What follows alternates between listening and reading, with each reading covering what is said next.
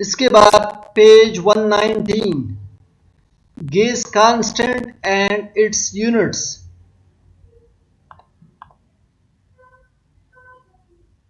Value of R at STP. STP पे R की value कितनी है? 0.0821 यूनिट एटीएम डीएम क्यूब, जबकि मोल और केल्विन ये डिवीजन में है। आर की वैल्यू इन सिस्टम इंटरनेशनल में आर की वैल्यू कितनी है? 8.313 यूनिट है न्यूटन मीटर, जबकि मोल और केल्विन ये डिनोमिनेटर में है।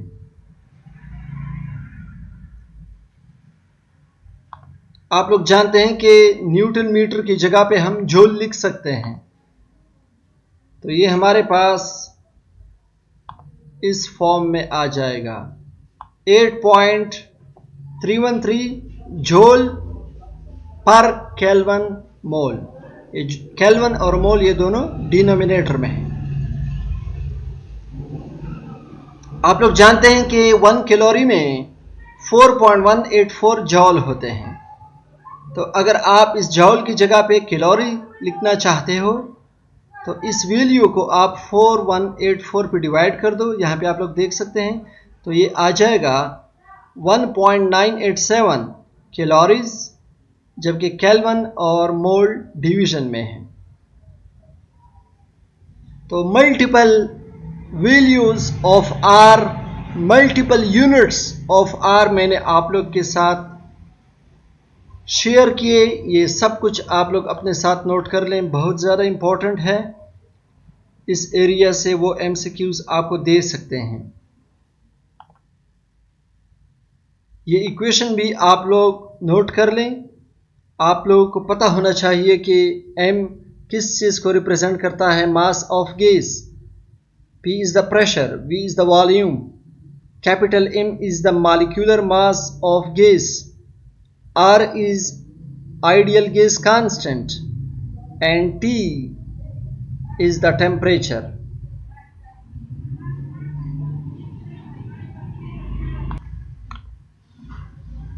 इसके बाद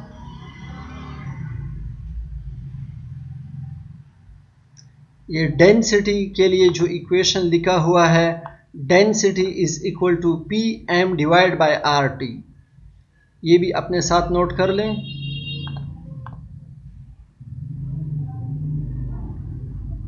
कंसंट्रेशन के लिए जो इक्वेशन है वो है P divide by R T.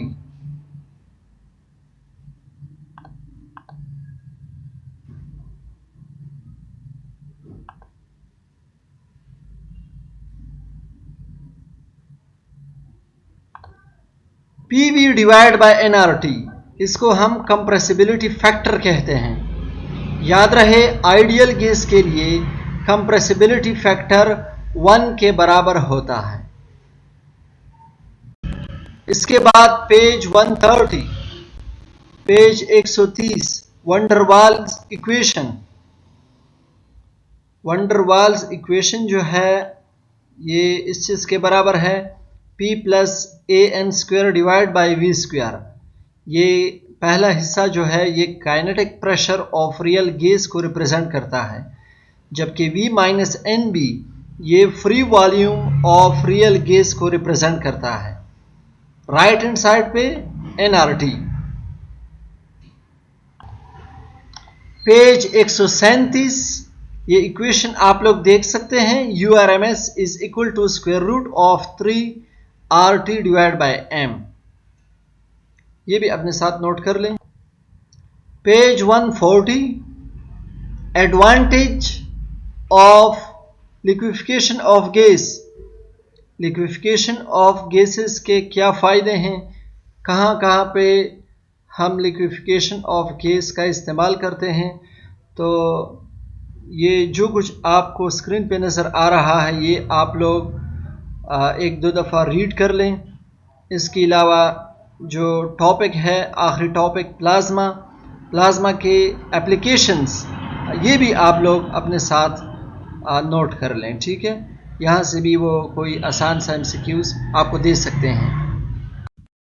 Page 166, याद रहे, the spherical shape of raindrop is due to high surface tension। Rain drop का जो स्फेरिकल शेप होता है ये high surface tension of water की वजह से होता है। ठीक है, इसके बाद स्पेसिफिक हीट की डिफिनीशन आप लोग देख लें और इसका यूनिट नोट कर लें। और वाटर का स्पेसिफिक हीट कितना है, 4.2 जॉल, जबकि ग्राम और डिग्री सेंटीग्रेड ये डिवीजन में है। ठीक है,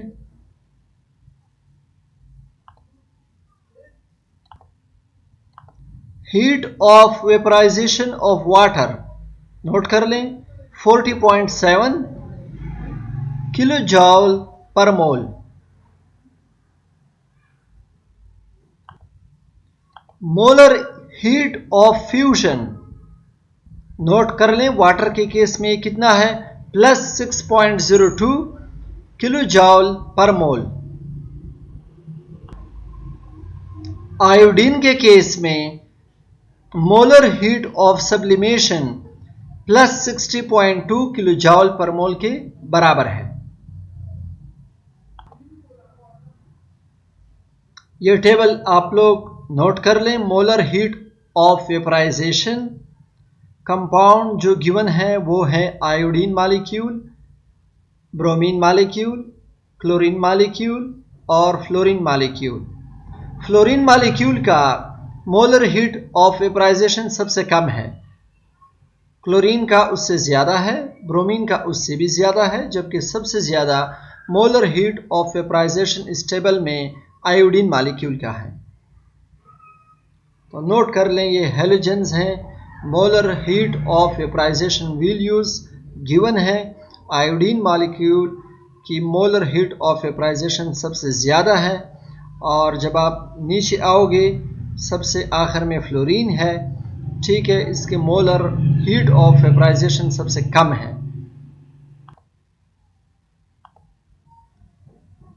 इसके बाद the SI unit of viscosity, kilogram पर मीटर सेकेंड।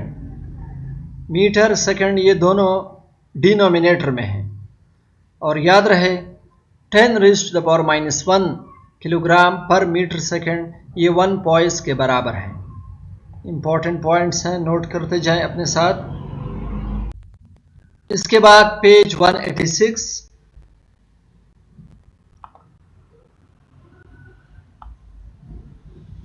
ये आप लोग अपने साथ नोट कर लें कि एक क्रिस्टल के अंदर एक से ज़्यादा number of planes of symmetry हो सकते हैं।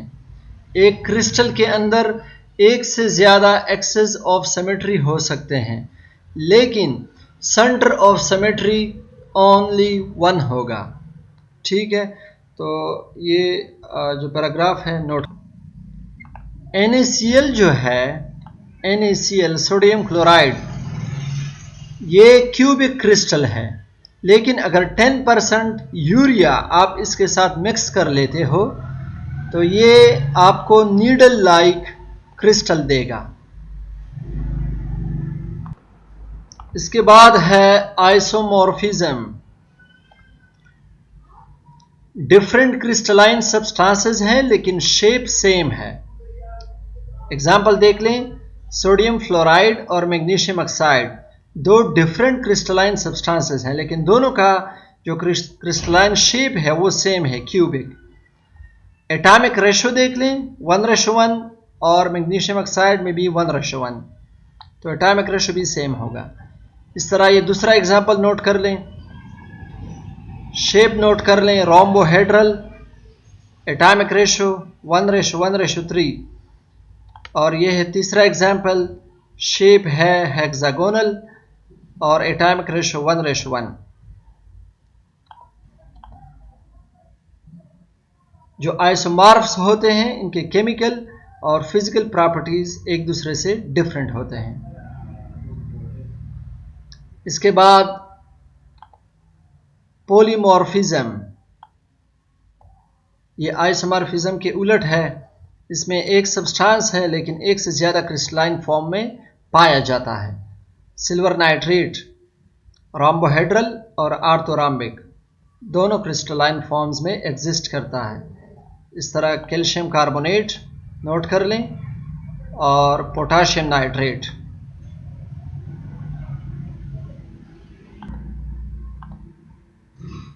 पॉलीमॉर्फ्स के केमिकल प्रॉपर्टीज सेम होते हैं और फिजिकल प्रॉपर्टीज डिफरेंट होते हैं। इसके बाद ट्रांजिशन टेम्परेचर,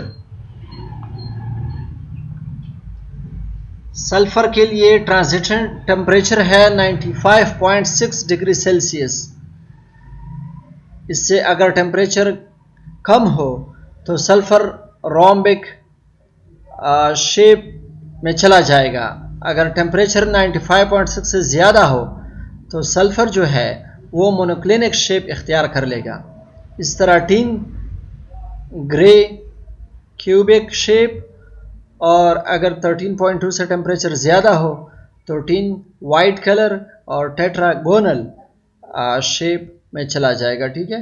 इस तरह पोटेशियम नाइट्रेट देख लें, ट्रांजिशन टेम्परेचर है 128.5 डिग्री सेंटीग्रेड। इससे अगर टेम्परेचर कम हो तो रोम्बोहेड्रल, अदरवाइज आर्थोरॉम्बिक। इसके बाद पेज 194 पे ये टेबल गिवन है, बहुत ज़्यादा इम्पोर्टेंट है लेकिन कल टेस्ट है, टाइम आप लोग के पास शॉर्ट है तो इस वजह से मुश्किल है कि अभी आप लोग इसको रट्टा कर लें। ठीक है, अगर कर सकते हैं तो कोशिश कर लें, अदरवाइज फिर छोड़ दें। ठीक है, लेकिन ईटा टेस्ट 2 के लिए इसको आप लोग ज़रूर याद कर लें। क्यूबिक क्रिस्टल सिस्टम के केस में एज लेंथ तीनों बराबर होते हैं, एंगल्स तीनों 90 डिग्री के बराबर होते हैं। एग्जाम्पल NaCl और कापर। इस तरह टेट्रागोनल, इसमें दो साइड्स की लेंथ बराबर होती है, तीसरा साइड जो है वो पहले दो साइड से लेंथ में डिफरेंट होता है। तीनों एंगल 90 डिग्री और एग्जाम्पल गिवन है। तो इस तरह ये 7 क्रिस्टल सिस्टम है और उनके एज लेंथ्स गिवन है, एंगल्स गिवन है और एग्जाम्पल गिवन है। ठीक है। इसके बाद 3 types of cubic unit cell. Simple cubic lattice, जिसको क्यूबिक पी टाइप लैटिस भी कहते हैं।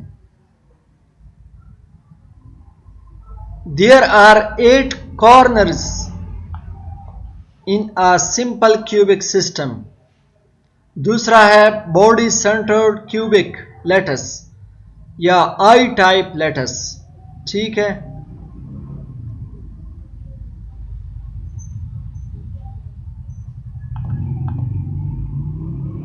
और तीसरा है face centred cubic lattice, F type lattice. They have 1 point at each of the 6 faces of the cube.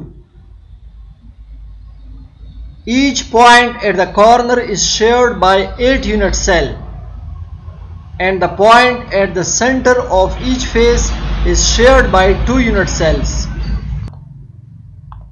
Sodium chloride जो है ये फेस सेंटर्ड क्यूबिक अरेंजमेंट का हिस्सा है। ठीक है, अभी हमने 3 पढ़े, इसमें जो फेस सेंटर्ड है ये तीसरा, इसका एग्जाम्पल है NaCl। NaCl का कोऑर्डिनेशन नंबर अपने साथ नोट कर लें, 6 is the coordination number of each ion of NaCl।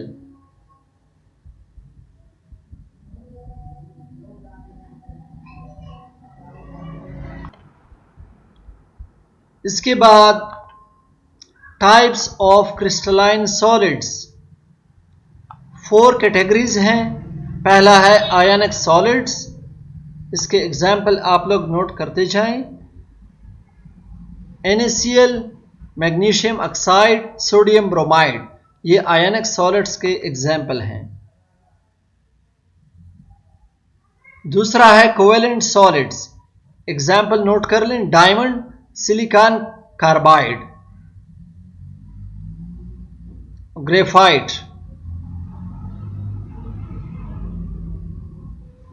Metallic solids, metal के अंदर ये पाए जाते हैं, ठीक है।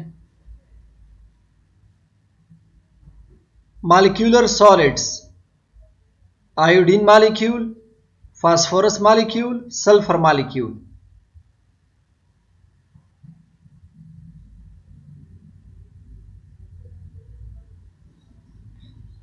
माय डियर स्टूडेंट्स, पहले वीडियो में मैंने आप लोग के साथ first year physics, first year chemistry के पहले 3 चैप्टर डिस्कस किए। इस वीडियो में मैंने आप लोगों के साथ चैप्टर नंबर 4, 5 और 6 डिस्कस किया। आने वाली वीडियोस में इंशाल्लाह हम फर्स्ट ईयर केमिस्ट्री के जो मेन पॉइंट्स हैं वो ख़त्म कर लेंगे। उसके बाद सेकेंड ईयर केमिस्ट्री स्टार्ट करेंगे। ये पॉइंट्स आप लोग अपने साथ नोट कर लें। इंशाल्लाह कल ईटा टेस्ट 1 में ये आप लोगों को बहुत ज़्यादा फ़ायदा देगी और ईटा टेस्ट 2 में भी ये आप लोग के लिए बहुत ज़्यादा यूज़फुल रहेगा, ठीक है। मज़ीद अगर आप लोग का कोई सवाल है, कोई कन्फ्यूजन है, तो व्हाट्सएप नंबर गिवन है। इसके अलावा कमेंट सेक्शन भी ओपन है, आप लोग पूछ सकते हैं। मिलते हैं नेक्स्ट वीडियो में। शुक्रिया।